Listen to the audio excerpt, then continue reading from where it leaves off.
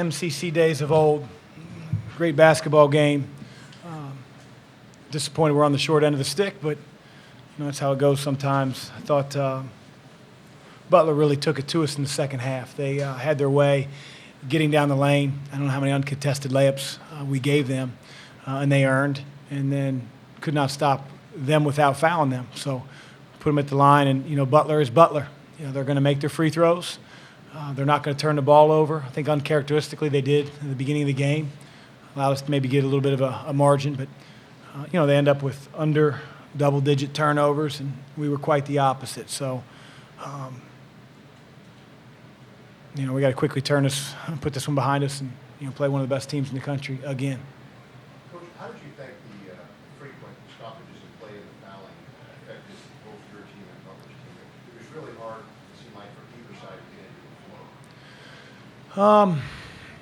flow. I didn't feel like, we were ever in a pinch of not being able to play certain guys because we were in foul trouble. We decided to play Edmond with 2 fouls in the first half. He did a really good job of not picking up his third. Didn't play very well, but didn't pick up his third.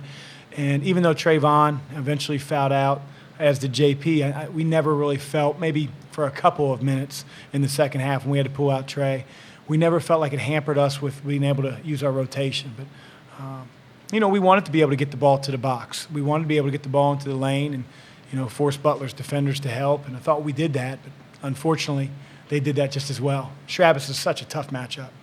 I said to him after the game, he might be one of the most improved players in the league, and I said, by the way, you were really good a year ago. So you give him a lot of credit. He's such a playmaker at that position.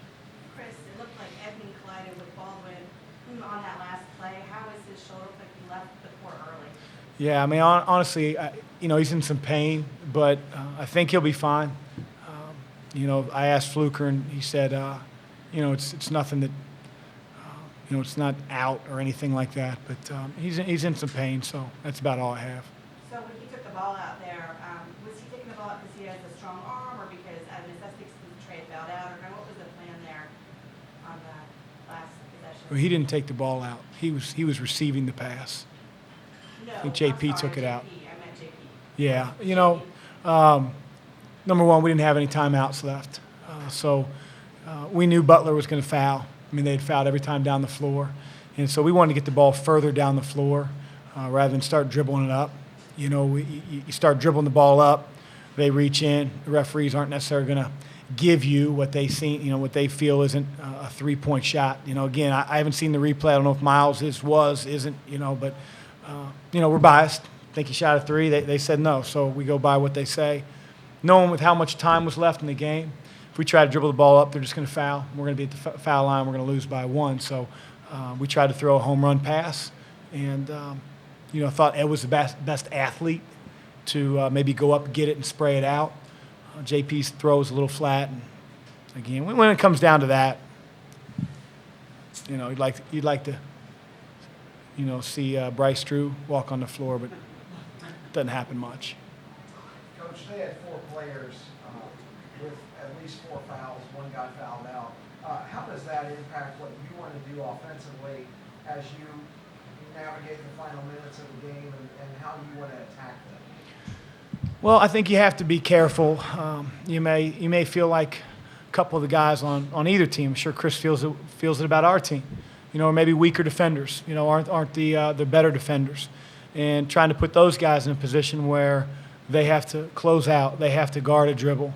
And I thought we did that fairly effectively. But you also can't take all of your time trying to pinpoint a certain guy because the other 4 Butler defenders know who you're looking for, and that leads to deflections and turnovers. So I didn't think offense was our problem, except for about 3 or 4 minutes when we lost our mind.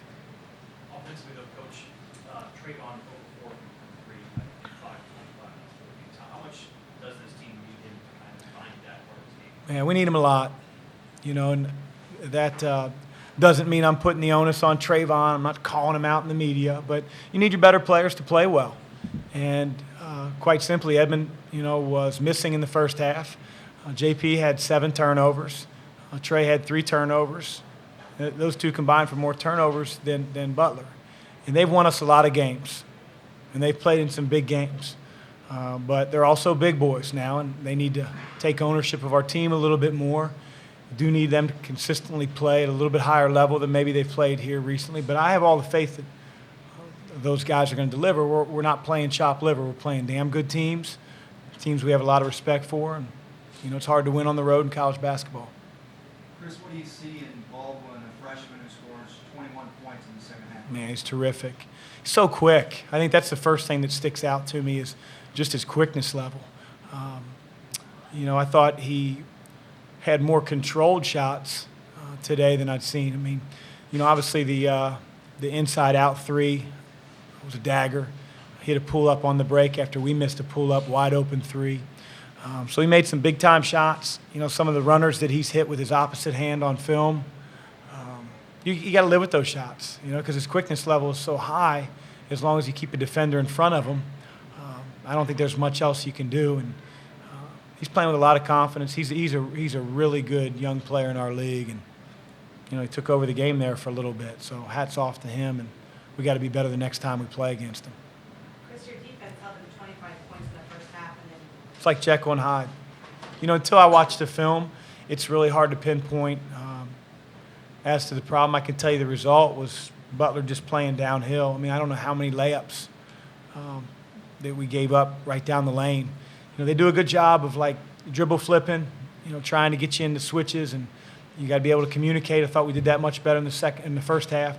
I thought Butler ran their dribble weave and their flip and their brush screens a little bit faster in the second half, and we didn't offer enough resistance.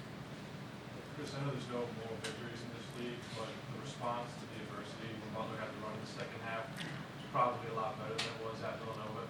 Are you happier with that, the response tonight? Do you feel like this is getting closer to the full 40 minutes that you guys can string together? Well, happy's relative because I'm happy that we didn't completely melt and cave like we did at Villanova, but there are some things to be unhappy about. The fact that when it kept going back and forth in the last 4 minutes, we couldn't get a stop. Call a timeout to organize a press, and it's very specific. Can't foul. We're going to trap. We cannot foul foul 3 straight times. So it ultimately falls on me. I'm the one communicating that message. And if it's not happening on the floor, I'm not going to throw the blame at them. I mean, I own the team. But it's frustrating to be a Jekyll and Hyde team, give up 25 points in the first half and more than double that in the second. Thanks, Chris. is there any way to correct that with such a quick turnaround, right on Monday? I'll let you know Monday night. Thank you.